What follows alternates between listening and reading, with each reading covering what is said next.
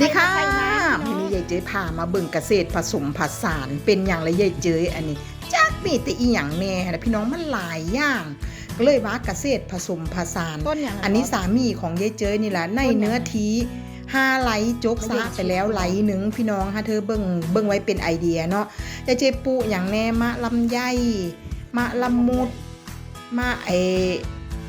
ลิ้นจี่อันนี้ลำไยตู้ไทยตกแต่งลำไยมันต้นใหญ่โพดพอตกแต่งไว้เฮ็ดหยังลำไยที่ใจปลูก2-3 พันผู้ได้พ่วงท้องแล้วก็กะโลกแล้วก็คุณโดเป็นหยังพี่น้องเฮาปลูกไว้เพื่อที่ว่าจะให้มีหลากหลายอันนี้คืออ้อยน้ำคั้นเด้พี่น้องนี่อ้อยน้ำคั้นปลูกไว้แบบเขาขายกันกิโลละ4 บาทนี่เดี๋ยวจะปลูกไว้ล่ะพี่น้องถ้าเธอผู้ใดอยากได้ก็มาติดต่อเอาเด้อเป็นหยังอ้อยน้ำคั้นนี่เพิ่นเอาไปคั้นตามงานหั่นล่ะเป็นหยังพามาส่งดอกไม้อันดอกไม้ยายเจ้ก็บ่รู้ดอกเห็นแล้วก็พาเบิ่งมันเกิดอยู่ในสวนมะลินจี้สวนมะเงาะหั่นนะพี่น้องยายเจ้เป็นหยังคือปลูกหลายอย่างแท้อันนี้ก็คือค่าปลูกไว้ทำแกงปลูกเกษตรผสมผสานเบิ่งไว้ว่าเพื่อเป็นแนวทางว่าอุ๊ยลองเฮ็ดคือยายเจ้เบิ่งก็น่าหาเธอมันดีเพราะว่าอีหยังเฮาสิมาเฮ็ดอย่างเดียวมันบ่พอกินยายเจ้อาชีพเจ้าเฮ็ดหยังยายเจ้ก็ชาวนาพี่น้องเบิ่งไอเดียได้พี่น้องสามีอันปาดขวดโคกทางใต้นี่ล่ะเจาะมันเป็นหูเวลาสิใส่น้ำกับก้นรอบฝั่งมันนี่ล่ะพี่น้องเป็นหยัง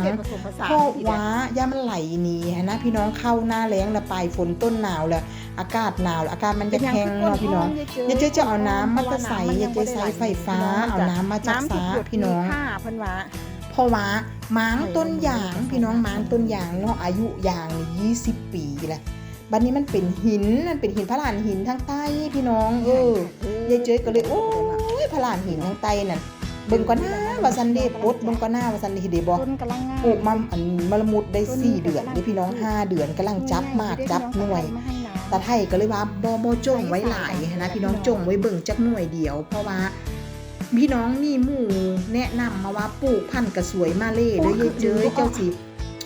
มันสิโดกคักเลยว่าซั่นหมู่ว่าหมู่ปลูกต้นนึงต้นบักใหญ่ว่าซั่นเก็บได้เทื่อละเข่งพุ่นล่ะว่าซั่นมันโดกคักบาทนี้ยายเจ้ยปลูก20 ต้นพี่น้องกระสวยมาเล่40 ต้นปลูก40 ต้นหมู่ก็เลยว่าโอ้ยายเจ้ยแกปลูกเยอะขนาดนั้นแกจะไปขายที่ไหนว่าซั่นเด้อยายเจ้ยก็บ่รู้จักแหละมีหน้าที่ปลูกอย่างเดียวฮอดยามเป็นมาผู้ใดก็มาเบิ่งให้แน่เด้อเป็นหยังหนองหานบ้านเมฆนี่ล่ะยายจะอยู่บ้านเมฆหนองหานอุดรธานีพุ่นล่ะพี่น้องปลูกมะเงาะนี่40 ต้นลิ้นจี้นี่3ลิ้นจี้พันนครพนมนึงเพราะว่ายายเจ้ยเคยปลูกลิ้นจี้ไอ้จักรพรรดิแหลมมันบ่ไผมากพี่น้องเป็นหยังเพราะว่าอากาศมันบ่ได้พี่น้องแต่ว่านครพนมนึงนี่มันเหมาะกับภาคอีสานยายเจ้ยก็เลยปลูก34 ต้นเงาะ40 ต้นลิ้นจี้34 ต้นแล้วก็ละมุด40 ต้นลำไยนี่ก็40 ต้นพี่น้องตัดยอดปูหลายอย่างพี่น้องมะม่วงกับปุมักซีดากับปุมันยังห่อง่ายมากกระท้อนกับปุนะพี่น้องจักสิอีหยังแน่นี่เบิ่งในมาตองเห็นบ่นี่กำลังงามได้พี่ปุพร้อมกันล่ะได้4 เดือน5 เดือนเข้านี่ล่ะพี่น้องบัดนี้มันจะเบิดฝนแล้วก็ลืมเลยพี่น้องบัดนี้เฮาก็ปลูกอันอ้อมดินนี่คือเป็นทางจะเจอกับปลูกกล้วยใส่ริมฝั่งทางนะพี่น้องบัดนี้ต้นนี้มันได้งามไม่ได้กินน้ำกล้วยเบิ่งบรรยากาศนะพี่น้องมีความสุขพี่น้องหลั่นลาบ้านนอกบ้านนาเฮาแบบอยู่ใส่ก็บ่คืออยู่บ้านเฮาพี่น้องอยู่บ้านเฮามันบ่รวยเด้แต่มันสุขใจได้อยู่กับครอบครัวได้อยู่กับสามีสบายเจอร้านมีอีหลายคนก็อยากขึ้นมาอยู่บ้านอยู่พี่น้องเพราะว่าอย่างมันเป็นชีวิตที่บ่ได้เล้งรีบนะเรียบๆง่ายๆแต่มีความสุขเบิ่งไว้เพื่อเป็นไอเดียเด้อพี่น้องใส่น้ำต้นไม้ใครโชคดีเพราะว่าเจ๊ใช้ไฟฟ้าพี่น้องมันอยู่ใกล้เฮือนเพราะว่าสวนยางนี้มันอยู่ติดเฮือนพอดีนะเพราะว่ามาซื้อดินปลูกบ้านแล้วก็มาซื้อดินปลูกยางมันอยู่ใกล้ๆกันนะพี่น้องมันก็เลยเฮ็ดหยังมันก็เลย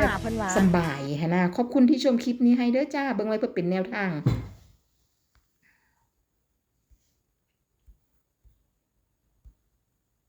อ่ะ